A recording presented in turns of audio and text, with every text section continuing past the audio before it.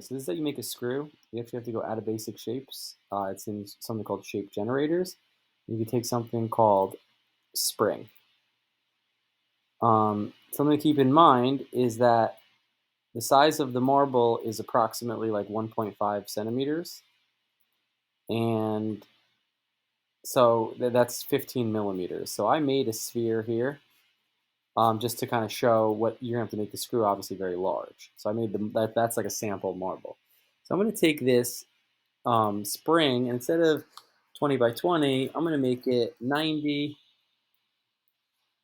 I pulled that very far away. 90 by 90 with a height. I'm going to give it a large height as well. I'm going to give it a height of 180. I pretty much made this like huge thing.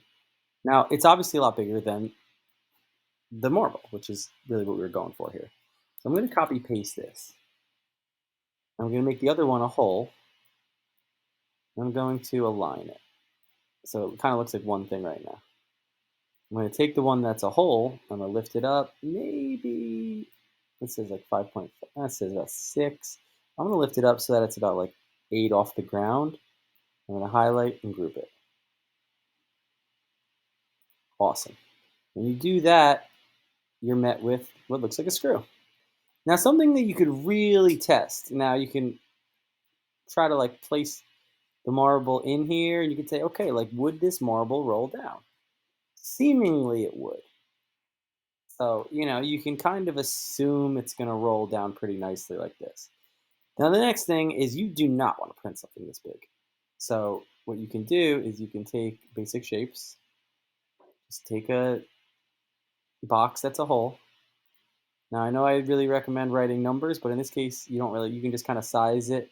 All you need is like a half a twist. So, you don't even have to, you just need like not even a full 360. So it comes in this way, wraps around, and then wherever you want it to go is fine. Now you can, if you want it to wherever it enters, like so it's entering here, if you want it to exit there as well, all you have to do is then alter the height a little bit, and now you're realizing, okay, like now at about here, it's gonna exit the same way that it came in, and you highlight, so you do that to your liking, you highlight that and you group it, and now you can see at the bottom part, hmm, okay, that's just a size thing. The bottom part would just bite off. Yeah, you see I left it out a little too much, so I'm going to make sure that this is a little wider. So I'm going to make this out a little more, and then I'm going to group it. So that's why that happened. Okay, so now you'll see that it's kind of coming in, going around, and exiting, but you obviously have to make sure that this is on the plate. So then you take this down, and the number on the right needs to be 0. So that is how to make a screw. Now you can make this a little, you don't want to make it going around like 5 times. Plus you want gravity to, you don't want to bring it all the way down to the plate. You probably want to just have it wrap around like that helical thread, and then that's fine. So this should print pretty well. Now, if we run into an issue where it's not printing well, what you can do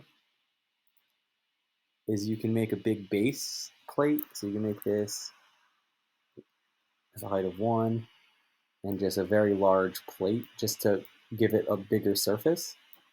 You can group it on like that. That'll just kind of make it print probably a little safer. That's only if the print doesn't necessarily work, or if you're a little worried that it might be a little too flimsy. So that is how you make a screw.